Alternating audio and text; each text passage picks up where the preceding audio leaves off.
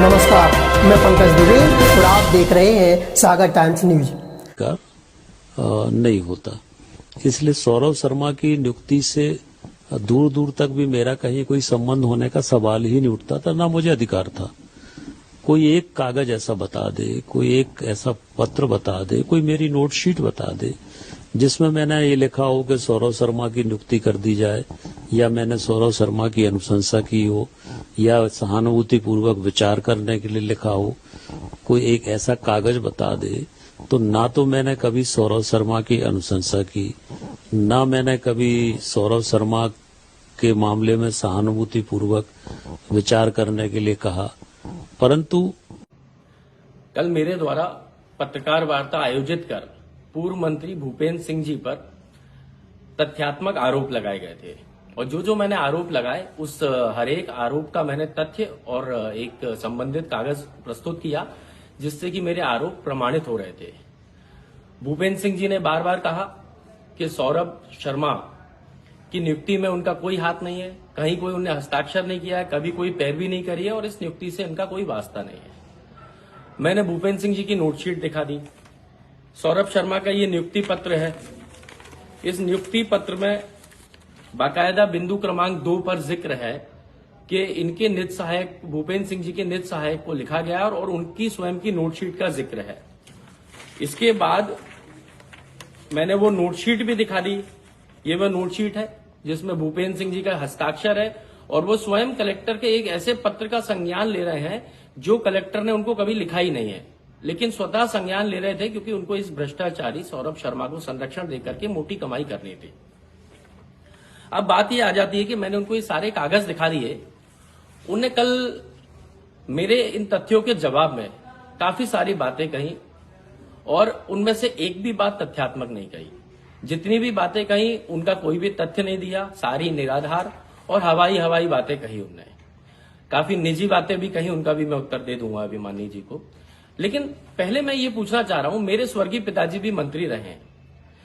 जितना इन्होंने नोटशीट पर लिख दिया, इतना लिखना पर्याप्त होता है किसी भी आरक्षक को नियुक्ति दिलाने हेतु।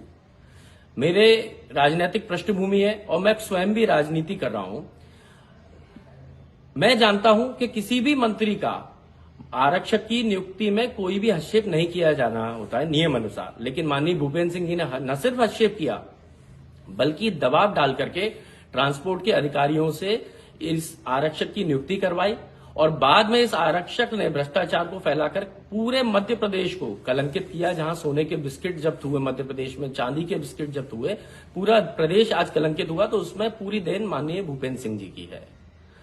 मैं पूछना चाहता हूं भूपेंद्र सिंह जी से कि आपने कहा था कि यदि कोई भी प्रमाण या साक्ष्य मैं सामने रख दूंगा या कोई भी सामने रख देगा तो आप राजनीति से संन्यास ले लेंगे।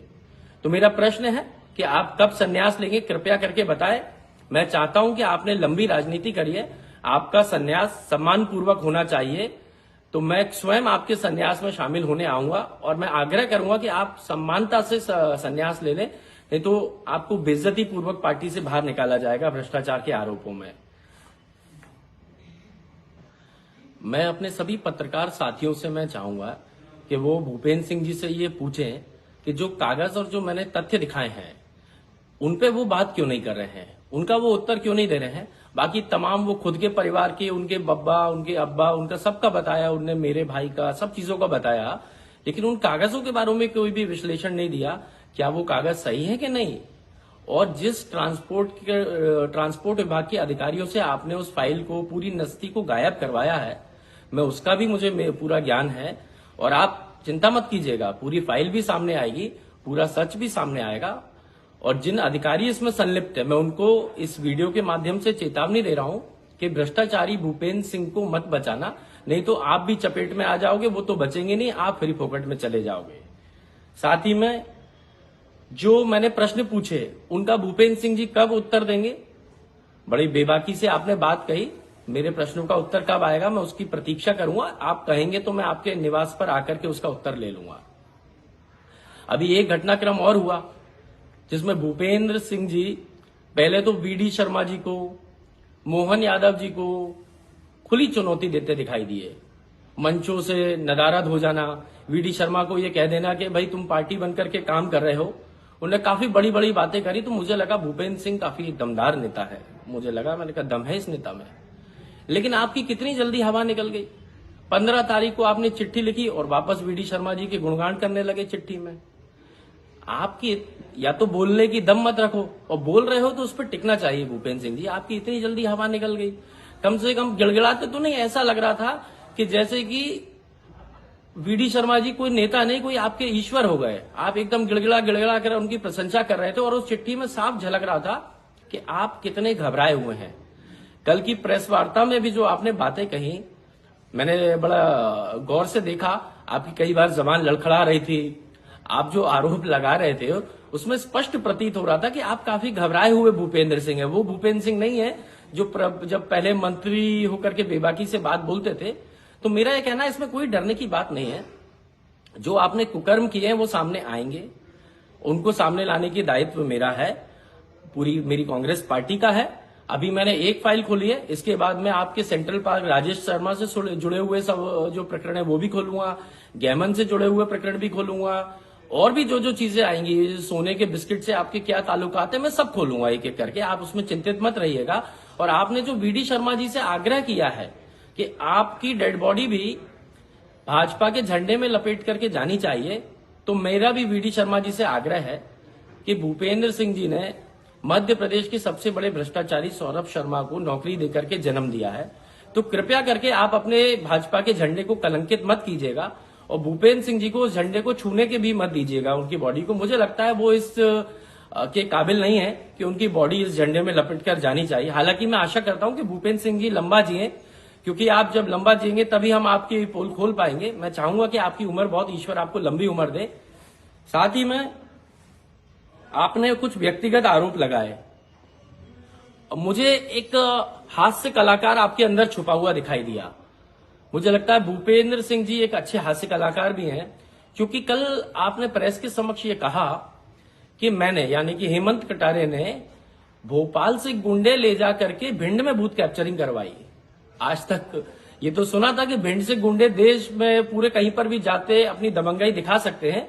ये मैं पहली बार सुन रहा हूं कि भोपाल के गुंडे भिंड में जाकर के बूथ कैप्चरिंग कर ले। मुझे लगता है इस पर आपके पार्टी के लोग भी हंसेंगे, और यदि आप पुनर्विचार करेंगे तो आपको भी हंसी आनी चाहिए। आप तो गृह मंत्री हैं, आपकी सरकार भी थी, भारतीय जनता पार्टी की सरकार थी जब मैं चुनाव लड़ा था। भोपाल के गुंडे जाके भिंड में बूथ कैप्चरिंग कब से करने लगे? मुझे थोड़ा सा इसमें थोड़ा सा विस्तार से बताएंगे तो बड़ा अच्छा लगेगा, क्योंकि बड़ी हास्यास्पद बात थी। आपने काफी सारे व्यक्तिगत आरोप लगाए, उनपे भी आपको मैं उत्तर दे देता हूं।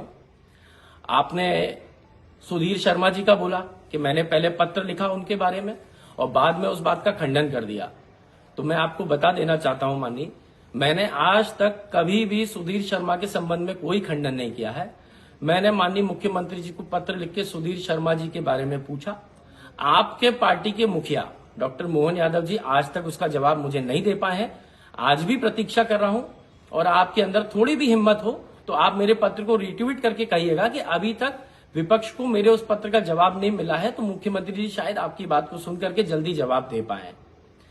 दूसरी बात, आपने मेरे केस के बारे में कहा, आप बाकी केसों का जिक्र करना भूल गए। आप जब गृह मंत्री थे तब मेरे ऊपर 6 झूठे केस लगे थे। सिर्फ एक का क्यों बता रहे हो आप? सारे 6 के 6 का बताओ कि कैसे आपने SC/ST एक्ट के केस लगवाए, कैसे अपहरण के लगवाए, कैसे रेप के लगवाए, कैसे आपने बहुत सारे केस लगवाए, भोपाल में लगवाए मारपीट के, सारे झूठे। और झूठे कहने वाला मैं नहीं हूं, ये माननीय न्यायालय का निर्णय है कि वह सारे केस झूठे थे। आप गृह मंत्री रहते हुए मुझे लगता है आप मध्य प्रदेश के सबसे नपुंसक गृह मंत्री होंगे जो अपने भतीजे के उम्र के व्यक्ति के ऊपर 6 झूठे केस लगवाए। मैं आपकी इस नपुंसकता को भी सलाम करता हूं, और मुझे लगता है आप जैसा नपुंसक गृह मंत्री शायद ही कभी मध्य प्रदेश को मिल पाएगा। दूसरी, आपने कोई FSL रिपोर्ट का भी जिक्र किया कि वो पॉजिटिव हो गई, नेगेटिव हो गई। ये कोई वीडियो गेम तो चल नहीं रहा है भूपेंद्र सिंह जी कि एक बटन दबाया पॉजिटिव, एक बटन दबाया नेगेटिव। माननीय उच्च न्यायालय के निर्णय का भी आप सम्मान नहीं कर रहे हैं, और कोई पॉजिटिव रिपोर्ट हो तो उसको सामने रख दो। मेरा भी आपसे आग्रह है कि कौन सा कागज है, थोड़ा सा मीडिया भी देख ले, थोड़ा मैं भी देख लूं, क्योंकि आपने मुंह से तो बहुत बातें कही लेकिन कागज आपके पास एक भी चीज का नहीं था। कल आपका चेहरा बता रहा था कि आप पूर्ण रूप से होपलेस हो चुके हैं। क्या बोल रहे हो, क्या आप अपने पिताजी की आप वो बता रहे हो कि उनने क्या दान किया। उनने कितने करोड़ों की संपत्ति दान करी। मैं आपके पिताजी से, मुझे दुख है कि वो आपके अंदर संस्कार दान नहीं कर पाए। यदि थोड़े संस्कार दान कर देते तो वो ये बता देते कि बेटा व्यक्तिगत आरोप नहीं लगाते हैं, ऐसे बिना तथ्य के तो कम से कम नहीं लगाते हैं। और आप ये मत समझिएगा व्यक्तिगत आरोप मैं नहीं लगा सकता। आपके अब्बा, आपकी अम्मी, आपके बेटे, बहू, भतीजे सब पे मैं लगा दूंगा और डंके की चोट पे लगा दूंगा। ये भी ध्यान रखना भूपेंद्र सिंह जी। सिर्फ इस बात की मर्यादा का पालन कर रहा हूं कि आपके पिता ने आपको संस्कार नहीं दिए और मेरे पिता ने मुझे ये संस्कार दिए हैं कि मर्यादा